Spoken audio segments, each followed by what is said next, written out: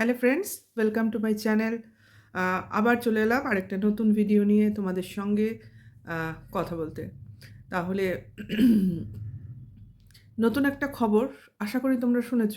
আমাদের চোপা আহ, মনে হয় ফিরতে চলেছে তার শ্বশুরবাড়িতে। আমি বলছি না, চোপার ভিডিওতেও দেখা যায়নি, কিন্তু আমাদের জাস্ট দিদির ভিডিওতে দেখা গেছে। কিভাবে হয়েছে, কিভাবে কথাটা এসেছে বা কিভাবে এই ধরনের আলোচনা হচ্ছে সেটাই নিয়ে বলতে চলে এলাম। তাহলে যারা আমার চ্যানেলটাকে প্রথম দেখছেন তারা ভালো লাগলে সাবস্ক্রাইব করে নেবেন, আর যারা দেখো তারাও লাইক, কমেন্টস আর শেয়ার করে দিও। এই খবরটা না আমরা পেয়েছি আমাদের দ্বীপের ভিডিওতে, না পেয়েছি চোপার ভিডিওতে, তাহলে এই খবরটা এলো কোথা থেকে? প্রশ্ন তো আসতেই পারে আমাদের দিদির ভিডিও থেকে, আজকের ভিডিও থেকে। হঠাৎই দেখলাম চোপা নাকি ফিরতে চাইছে। কিভাবে না, কিছু ফেক আইডির মাধ্যমে আমাদের দ্বীপকে রিকোয়েস্ট করা হচ্ছে বারংবার যে ছেলের কথা ভেবে, মায়ের কথা ভেবে, মায়ের কষ্টের কথা ভেবে তাকে ফিরিয়ে আনা হোক। যদি চোপা এই ধরনের ডিসিশন নিয়ে থাকে নিজের থেকে, কোনো ফেক না হয়ে থাকে এই কথাটা, আহ, আমার মনে হয় ফেক। কারণ যদি বলার হয় চোপা নিজে বলবে, তাই না? অন্য কোনো আইডি দিয়ে কেন বলতে যাবে? অন্য কোনো আইডির মাধ্যমে বললেও কোনো লাভ হয় না, এবং সেই আইডির কথা শুনে আমাদের দ্বীপ গিয়ে নিয়ে আসবে এমনও কোনো কথা নেই। যা হবে পরিষ্কারই হবে, সামনাসামনি হবে। কাজে যেগুলো এই ধরনের কথা ওড়ানো হচ্ছে, আমার মনে হয় না এর কোনো সত্যতা আছে। আসলে এই ধরনের টাইটেল দিয়ে ভিউজ কামানোর একটা প্রচেষ্টা করা হচ্ছে, কারণ ওদিকে আমাদের স্যান্ডি ম্যান্ডি ভিউজ কিনে নিচ্ছে না। কাজে কিছু একটু নতুন না বললে তো ভিডিওতে ভিড় হবে না। কাজে এই ধরনের কথা বলে এই রকম টাইটেল দিয়ে লোক ভিড় জমাতে চাইছে, ভিউজ আর্নিং করতে চাইছে। সবাই সবাইকে বোকা বানানোর চেষ্টা করে অ্যাকচুয়ালি। আসল কন্ট্রোভার্সি কে করতে বসছে? আসল কন্ট্রোভার্সি করলে তো এই ধরনের কথা বলা যায় না। ভিডিও কথা বলার কথা বলা হয় না, তাহলে কেন ফেক আইডি, স্পেশাল মেসেজ বা ভেতরের কথা কেন বাইরে আনা হচ্ছে? এটা তো প্রথম কথা। কারণ আমরা তো এটা ভিডিওতে দেখিনি, তাহলে কেন এই কথাটা উপরে আসছে বা ডিসক্লোজ হচ্ছে? কিনা ভেতরের কোনো কথা বাইরেই বার করে না, যে দিদি কিনা যা কিছু সব পেটের মধ্যেই রেখে দেয়। তাহলে তাহলে আজকে এই ভিতরের কথা, যে মেসেজগুলো আমাদের দীপের মোবাইলে আসছে, সেই কথাগুলো ওনার মুখে কি করে আসে, বা উনি বা কী করে ভেতরের খবর বাইরে পাবলিক করতে পারেন? এই কথাটা রিভিল করার হলে তো দীপ নিজে করতো। তাহলে উনি কে? উনি মাঝখানে ঢুকে আম এই ধরনের কথা বলে ভিউজই তো কামাতে চাইছেন। আ আর তাছাড়া ওনার ইন্টারেস্ট কোথায়? তাই না? এবার আসি, যদি চোপা ফিরে আসে তাহলে ওনার কি হাল হবে? যদি মনে, মনে এই ভয়টাও আছে ওনার, যদি চোপা ফিরে আসে বা যদি এদের মধ্যে মিটমাট হয়ে যায়, তাহলে তো উনি সব মূলে গেলেন। কারণ যেটা হাতের একদম মোয়া ছিল, হাতের পুতুল ছিল, সেই জিনিসটা উনি আর আম নাচাতেও পারবেন না, সেই মোয়া ভাঙিয়ে খেতেও পারবেন না। কারণ বাড়ি খালি, প্রবেশপথ ফাঁকা, তাই না উনি ঢুকতে পেরেছেন? বাড়ির সেইভাবে মালিক যদি আমাদের দ্বীপ হয়, কর্ত্রী যদি ফিরে আসে, তাহলে কি আ বাইরের পথচারীরা সেখানে ঢুকতে পারবে? পারমিশন পাবে? মনে হয় না। যদি চোপা ফিরতে চায় সেটা আমরা চোপার মুখ থেকে শুনবো। আর যদি দীপ আনতে চায় তাহলে আমরা দীপের মুখ থেকে শুনবো। আপনি মাঝখানে ঢুকবেন না দিদি। কারণ আপনার কথা কেউ আমরা শুনতে চাইছি না। ঠিক আছে? আপনি বলছেন তাই আমরা দেখতে গেছি, কারণ আপনি ভিউজ কামাতে চাইছেন, আমরা ভিউজ দিয়েছি। ব্যাস এখানেই শেষ। হ্যাঁ? কাজেই ডিসিশন নেওয়া, ডিসিশন কার্যকারী করা, সেটা যাদের মধ্যে হবে তাদের মধ্যে তারা বুঝে নেবে। আমরা কেউ নই সেখানে নাক গলাবার। আপনিও নন। আপনি যতই মনে করে থাকুন আপনি ওদের অভিভাবক হয়ে উঠেছেন, আ সেটা হচ্ছে আ ফোনে দেখানো অভিভাবক। ওটা করে কেউ কারোর অভিভাবক হয়ে উঠতে পারে না। অরিজিনাল দিদিই পারল না, আপনি কোন ছাড়? আপনি নিজেকে যতই মাতব্বর ভাবুন না কেন, আপনাকে মাতব্বর মনে করলে তবে তো আপনি মাতব্বর হবেন। ওই ওয়াইটিতে ক্যামেরায় ঘরের মধ্যে বসে মাতব্বরি মারতে পারবেন। সামনে এসে মেরে দেখুন, অনেকেই আছে এরকম ঘরের মধ্যে বসে একে মারবো, তাকে মারবো, নাক ফাঁকিয়ে দেবো, দাঁত ফুটিয়ে দেবো, হাজার কথা বলে যায়। আসলে করে দেখাক, করে দেখাক। আসলে করে দেখাক। ওই ক্যামেরার মধ্যেই নানান ফটংবাজি হয়ে যায়। বাইরে বেরোলেই হয়ে গেল। কাজেই আমরা যেটা পারি না আমরা সেটা মুখে আনিও না। আমরা হলে কি বলতাম? সামনে আসুন তখন দেখা যাবে। ওকে?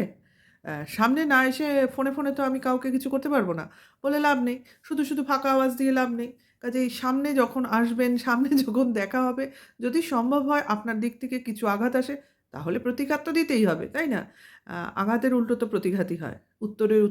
উত্তরের অপোজিট যদি প্রত্যুত্তর হয় অ্যাকচুয়ালি। তাহলে শুধু ফোনে এসব বুলি আওড়াবেন না।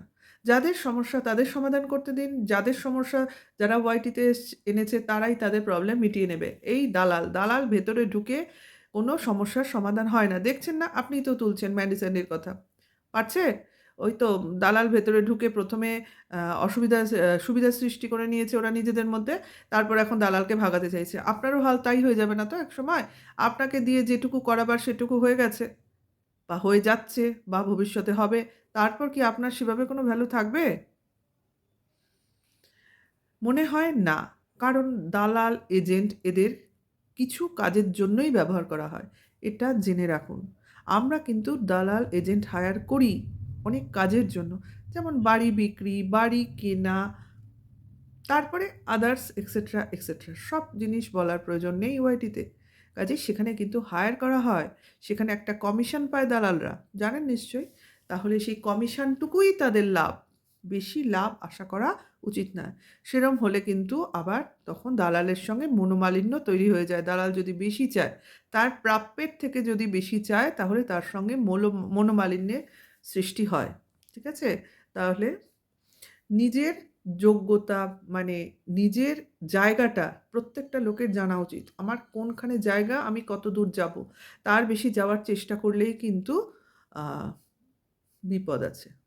কিসের বিপদ, কোথা থেকে আসবে, কেন আসবে, ওআইটিতে সবই জানা যায়। হচ্ছে না? যা হচ্ছে সবার সামনে হচ্ছে, সেগুলোই চলছে। কাদা ছোড়াছুড়ি আর তো কিছু করার ক্ষমতা নেই। কারণ দুপক্ষই সুবিধা নিয়েছে। কাদা ছোড়াছুড়ি ছাড়া এদের আর কোনো গতি নেই। কারণ এসব ফালতু জিনিসের কথা শুনতে কেউ এখানে আসে না। মানে আইনের কথা বলছি। এসব ফালতু জিনিসের কথা যখনই আইনের সামনে নিয়ে যাবে, আইন দুপক্ষকেই দোষী সাব্যস্ত করে দেবে। কারণ আপনারা সব সুবিধাবাদী। এখানে সবাই সুবিধাবাদীর দলই ছড়িয়ে ছিটিয়ে রয়েছে। হুম? হ্যাঁ, আমরা তো এখানে সমালোচনা করতে এসেছি। সমালোচনা করবই। সেটা ততক্ষণ ফেয়ার থাকবে যতক্ষণ সেটা প্রাইভেট স্পেসে না ঢুকবে। প্রাইভেট স্পেসে ঢুকে গেলেই হয়ে গেল।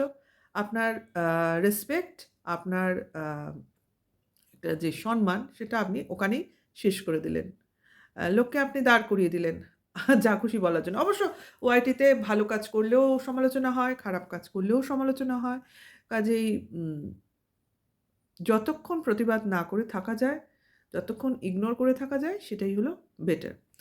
যাই হোক, আমাদের দ্বীপের ভিডিওতে আজকে সারা ভিডিওতে সেরমভাবে কিছু ছিল না, খাওয়া-দাওয়া, ডেইলি লাইফ ছাড়া। লাস্টে একটা কথা জাস্ট অ্যাড করলো, পুলিশ স্টেশন থেকে ডেকেছিল। কিসের জন্য, কেন, সেই বিষয়ে বিস্তার না বলে বলল, সামান্য কিছু জিজ্ঞাসাবাদ ছিল, সেটা ক্লিয়ার করে এলো। সেটাই ঠিক আছে, এইটুকুই ঠিক আছে, এর বেশি আমাদের জানার প্রয়োজন নেই। সে জানে, তার উকিল জানে, আর পুলিশ জানে। আমরা শুধু স্টেপ বাই স্টেপ দেখব, তাই না?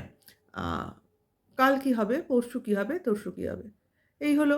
দ্বীপের ভিডিওতে সেরমভাবে কিছু নেই। কিষাণুর সম্বন্ধে সেরমভাবে বলার কিছু নেই।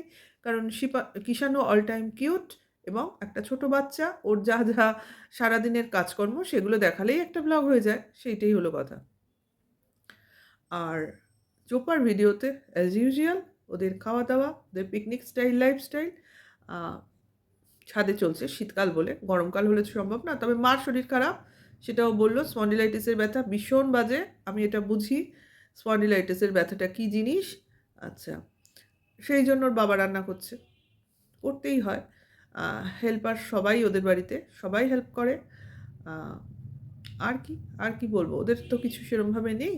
আ ওরা ঘুরতে গেল বিকেলের দিকে, কিন্তু বেশি সন্ধ্যা হয়ে গেছিল দেখে সেইভাবে ঘোরার জায়গাগুলো দেখাতে পারেনি। এই জাস্ট। ও আরেকটা জিনিস, নতুন বছরে আমাদের চোপা নিজেকে কিছু গিফট দিতে চায়। খুব ভালো। এই যে নিজেকে গিফট দেওয়া, লোককে গিফট দেবে স্বাভাবিক। কিন্তু নিজেকে নিজের গিফট দেওয়া খুব বড় কথা। নিজেকে নিজের খুশি রাখা। আ মোবাইলের স্টোরেজ সবসময়ই ভর্তি হয়ে যায়। আমি যতদূর জানি। যত বেশি স্টোরেজই কেনো না কেন হয়ে যায়। আ তার জন্য আমার মনে হয় কিছু পেন ড্রাইভ কিনে নিলে ভালো হয়। যেখানে কিনা শুধু মোবাইল থাকলে সেখানে পেন ড্রাইভে জিনিসগুলো স্টোরেজে যেগুলো ফাইলগুলো ওগুলো পাঠিয়ে দিলে খানিকটা স্টোরেজ ফোন থেকে ক্লিয়ার হয়। কিন্তু আমার মনে হয় না এমন কোনো ফোন আছে যেখানে অফুরন্ত স্টোরেজ রাখা যেতে পারে। ঠিক আছে? আ সে বুঝে কিনবে। আমরাও অত অভিজ্ঞ নই। কিন্তু আমার যেগুলো প্রবলেম হয় আমি সেটা শেয়ার করলাম। আমি ম্যাক্সিমাম ভিডিও পেন ড্রাইভে পাঠিয়ে দিই। যতটা রাখা সম্ভব পরে ডিলিট করে দিই। এই হলো কথা। না হলে সঙ্গে, সঙ্গে ২-৩ দিন ফাইল রেখে দিলেই হয়ে গেল মোটামুটি। আ আমার যথেষ্ট বেশি স্টোরেজ ফোনে কিন্তু সবটাই প্রায় 80% ফুল হয়ে যায়। আবার সেটাকে ডিলিট করতে হয়। তাই না? এখন ফোনের আসলে ম্যাক্সিমাম স্টোরেজ ওরা 30 থেকে 32% ওরা অলরেডি ফোনে যতটা স্টোরেজ দেখায় ওরা ভর্তি করেই দেয়। ১ম নতুন ফোনে 32 স্টোরেজ ওরা 32 জিবিও ভর্তিই থাকে। তারপরে বাদবাকি স্টোরেজটুকু খালি থাকে। হ্যাঁ? এগুলো সবই চালাকি ফোন কোম্পানিগুলোর। কাজেই এগুলোর থেকে রক্ষা করতে পারে হয় আমাদের ওই ক্যামেরা ল্যাপটপ অথবা পেন ড্রাইভ। আহ ঠিক আছে? তাহলে যে যেভাবে উম নিজেকে খুশি করতে চাও, নিজেকে গিফট দিলে লোককে তো গিফট দেবেই। নিজেকে কারা কিভাবে গিফট দিয়ে খুশি করতে পারো? দেখাও প্রপার রেজোলিউশনটা কিন্তু ফার বেটার। উম তাই তো? কেউ যদি না থাকে তখন নিজেই নিজেকে গিফট দাও। Okay bye. এটুকুই বলার ছিল, এটুকুই শেয়ার করার ছিল আমার ভিউয়ার্সদের সঙ্গে। সবাই ভালো থাকবেন, সুস্থ থাকবেন। আ আজকে এই পর্যন্ত। পরে আবার দেখা হবে অন্য কোনো নতুন একটা ভিডিওর সঙ্গে। টাটা।